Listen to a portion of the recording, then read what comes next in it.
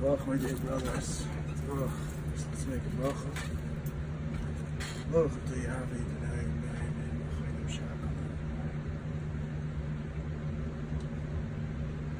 so now, let's see what we're holding in the calendar. In the bus room, we gotta keep them right above us so I shouldn't lose them.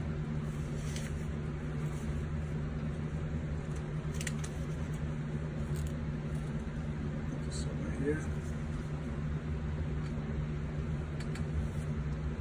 Okay. Now it's Shabbos Pashas Kiseitze, starting Pashas Kisavai. Another week in Golus. Another week. This hidden town of Pines. Yoshev B'Seisa Elyon, basically. Sitting in the Leisham, this Medrash. Sitting and learning all Shabbos. Kayim. Shabbos L'Hashem, Kol Hashem. So it's basically, it is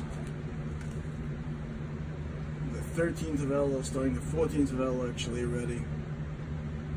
And the 21st of August. Just like to go over last week's a little event here, since it happens to be the parsha I was talking about, basically pretty close to what appeared. Coincidence of the parsha.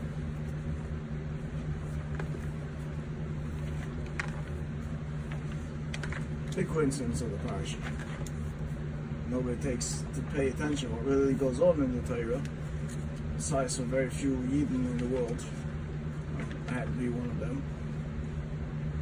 It says, like, Sira Shoy Achicha, Isaiah Nidachim Veslam Tohem Hoshet Tishi Shivan Achicha, Lekova Achicha, Lerecha, Veidati Vesafta, Yokta, Vesef, Loim Chado Shachicha, Vesa Shvesla, Vechin Tasa Chamoida, Vechin Tasa Mslulas, Vechin Tasa Cholabeda Sachicha, Ashtoivin Imen Matasla, Isucha Les Awe. Yes, it was Sira Chamoida, Achicha Shoy Neif Madech, Tamay Tamay. On which day was this Kriya? This was on the Kriya of the second day. The second day. Happens to be on the fourth day of this week, which was Wednesday. I get a call from Birdsboro, David Leftwich. Look at how you Leftwich. I need you to take Nachi's truck and go. I'll give you the address. I'll send you the address soon. Go there and meet this guy at 8:50 p.m. Fine, it's a little knocked out already because what happens was the night before was Tuesday night. And we get usually the deliveries for Nachi Shop's truck for BB Chickens, the distributor of Birdsboro. The delivery life is calling from the salesman from Birdsboro. So wants to use our truck to deliver, what's it called, to deliver. So, but Maisa is, we didn't get our stuff till about 6:19 that morning, 6:19 a.m. His trucks finally showed up, his trailer trying to show up in Birdsboro, 6:19 or 6:39 a.m. Somewhere around there. Somewhere in between that time. What happened was the Miller truck driver couldn't drive because he had to have his 10 hours off. Okay, understands the pike. Safety is first. Have to have his 10 hours off and then he could drive. So we usually get our stuff 2 o'clock in the morning, so we get done 5 o'clock in the morning in 3 hours. Just shouldn't hit the traffic and everything. So we should be clear from traffic and everything, and we should have to get all our stops done. Meanwhile, I finish instead from 6:19, 6:39 a.m. I finally leave at around 7 something in the morning. I do all my stops. I finish around 1:30, 2 o'clock in the afternoon. And I have a bus trip that actually was 1:05. I think 2 o'clock I had a bus ride to do for yeshiva. Baruch Hashem made just in time for that. You get that much time to daven. Baruch Hashem started davening already before, because I knew they're coming late. So I started davening before 6:19 in the morning. Started preparing my chonos with tefillah. And as you see, I have a long way of Avodas Hashem. And Kitzur Ma'isa, So I had no time. I usually take for Nachi's trip and stuff. I usually have to divide a lot of stops because he has like 21 to 30 stops sometimes, or 18 stops sometimes, divided between 12 pallets. And this time they had 14 pallets on the truck because that's what they made. So I had to drive 2 pallets on the liftgate for the first 2 stops to get them off. Then finally drive according to law, which is supposed to drive at the closed door gate, but I drove to my hazard lights very slow, so people obviously had passed by a cop who noticed that the situation was a little desperate, so he basically let me go. And Kitzamaisa, he saw my hazard lights on also, and plus I was driving on the shoulder, I wasn't driving in the main lane. So Kitzamaisa, fine. So he calls me up around 5 o'clock in the afternoon, 5-ish around. 5 o'clock, I don't know exactly what time it was, exactly what time it is, exactly it was. Kitzamaisa, I get the truck ready. I put in twice $75 out of my own card because I made up the deal with him. I was going to do it for $4.50, and then now I had to ask Nachi about it. So Nachi said, "That's it, $4.50 including gas." So I said, "It has to be plus gas." So I told him, "You know what? Make it $5.50 including gas." Kitzamaisa, and he sends me a text where to meet this guy at 250 Jackson Avenue in Englewood, New Jersey. And the Kitzamaisa, so what happens is when I work with Nachi's deliveries in the morning, I use my 3 hand trucks plus my pallet jack, and plus Nachi's pallet jack to divide the orders and to do a neat job, and I shouldn't have to break my back so much. Kitzamaisa, I get a chance to take out this pallet jack and 3 hand trucks, and Nachi's jack, of course, always stays in this truck. So Kitzamaisa, fill it up, and then I get this guy's phone number who I meet, this Arab, basically. You know, you can't trust Arabs, so they always are big thieves in everything they do. Always look for a chance to snatch something from you. Like I remember last time when he sent me to somewhere down by close to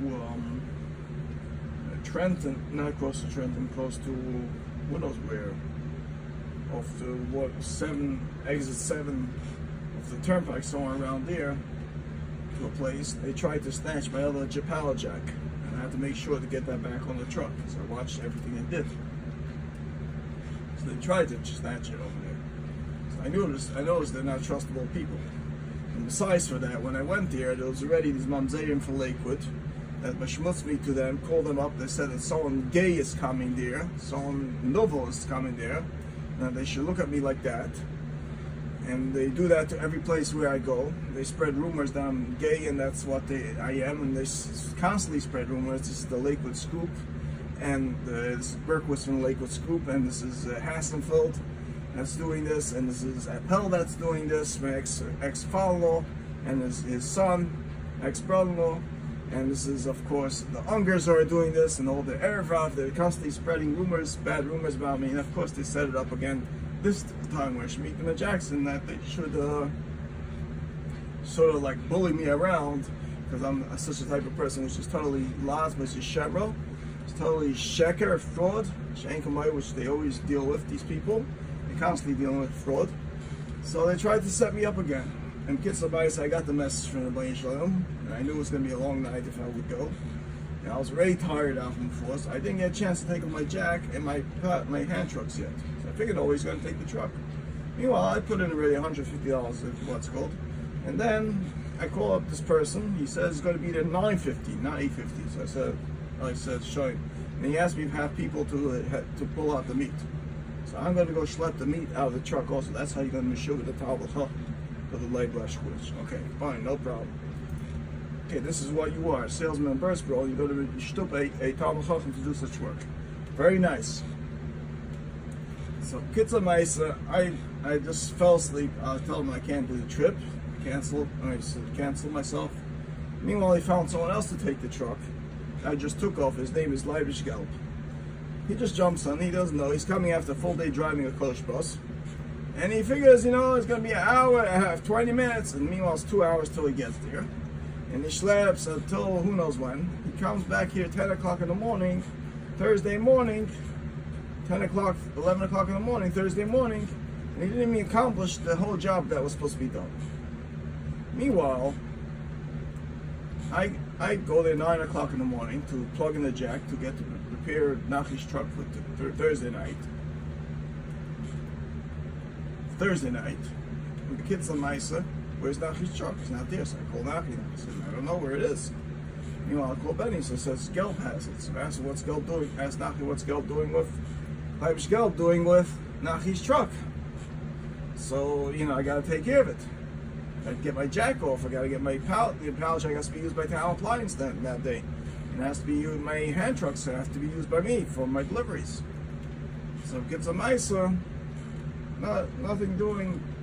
He's on a trip. He took my trip instead. That I was supposed to do the night before. He took Nachi's truck and my jack's fine, no problem. Comes back, my jack is missing. So obviously it was stolen. It was probably stolen by the Arabs over there. They probably snatched my jack. And meanwhile, this guy, Gelb, is over and this week's Parsha, right? To keep an eye. Instead, he just pulled up there, opened the back door, and let them do what they want, instead of watching them to make sure everything gets the way it's supposed to. He, like a chamar, he basically went in. He said, I'm a substitute, that's what I gotta do. I don't gotta do anything. I gotta take a charayas of your brother's property. Obviously, the Torah tells you to take a charayas of your someone's property. No, I'm a substitute, that's his taina. Okay, fine, no problem. You want to be a chamar? You work like a chamar, soon you end up not being a substitute, you'll be ending up knocking on doors for people to give you money for support, especially the way you speak Lashon Hara. My best friend Nachi and my best friend Yossi Cohen told me that I shouldn't use Yossi Cohen because he's very expensive. Meanwhile, how do you know what's considered expensive? The Chafetz Chaim brings down, each person has his own price to charge for what he has the expenses to spend on a person. And if you're going to go say that about a person, that he's expensive, it's a mitzvah for me to give him parnasa and be kind of chicha because he has someone very expensive to support. He has the people to support the way he supports and he does right work. So he told me not to use him because he's expensive. Then he told me about that Nachi is an idiot. He constantly calls you to tell you to give you your location, this and that. He hacks you left and right. He said how Farkish would have said that blowing. Then you over on the Seil Banecha, you Sama de Adam Recha. All these things you wanna. This is what Koheles says. Ksil b'choisha choylech. Hashem gives you parnasa, and you go and spit back in the face of the people that's giving you parnasa, and speak bad about them, and say Yana is better, David is better because he always pays the rights and that. How do you know whose Yetzer Hara is what, where, and where they're holding? How do you know? How do you know to judge Yenam's people the way their Yetzer Hara is where they are? How do you know? In fact, the Nachi takes care of me so well, gives me his office to stay in, doesn't charge me rent to be here, he pays me to take care of his property. He's taking care of me like a tzaddik, and you go b'shmutzim to me. I'm not going to stand with this. And then you go and let them get away with my pallet jack like that. Put it this way. The Bnei Yisrael is going to make all these Arabs that the oxes and the buffaloes will attack them before they get a chance to shecht them, and they'll shecht the sheichtim instead of the sheichtim shechting the animals until they pay back dollar the hay for all Miller trucks that they stole the pallet jacks from, and all my pallet jack that they pay back from. And all they'll have to pay back dollar the hay to save their sheichtim from the nichshel what Hashem's going to punish them. Hashem's going to make sure that the buffaloes will attack the sheichtim and kill the sheichtim. Even in Birdsville, the chickens will somehow be miraculously poked the sheichtim in the face for this geneva that was done, for this aveir that was done. In the week's parsha of that. So now Hashem's going to make His Torah come true, especially Parshas Kesova is going to come full of klolos. So we're going to see who's going to get their klolos the way they deserve it, and who went around the world. And not only that, all those places that they call up these people that call up places where I happen to be traveling and call me a novel and what's called Moitzi Laz on me and Moitzi Shemer on me, like the Lakewood Scoop, Hasselfeld from the Lakewood Scoop, and Berkowitz from the Lakewood Scoop, and Berkowitz from Focus, and all those people that might just lies on me with such dirty things about me, and make people go after me with such dirty things, Hashem will make sure that their houses will blow up like a mushroom, like an atomic bomb, and it will blow up their neighbors as well. And it's a flocking of fire that they will get trapped in. They won't be able to be able to come out, and they'll get burnt inside, roasted like a roasted potato, a roasted barbecue inside. Barbecue steak meat, that's where their bodies will end up being, for being moitzilaz on me, for moitzilaz on tzaddik. And that's what will happen to them eventually. Okay, now this is the ending of my shir, and I should wish my brothers to have a wonderful week. Baruch Hashem, very resting Shabbos. I mean, I learned Baruch Hashem from 12, I learned down to 12 in the morning, 12 in the afternoon. That's when finally I was able to wake up.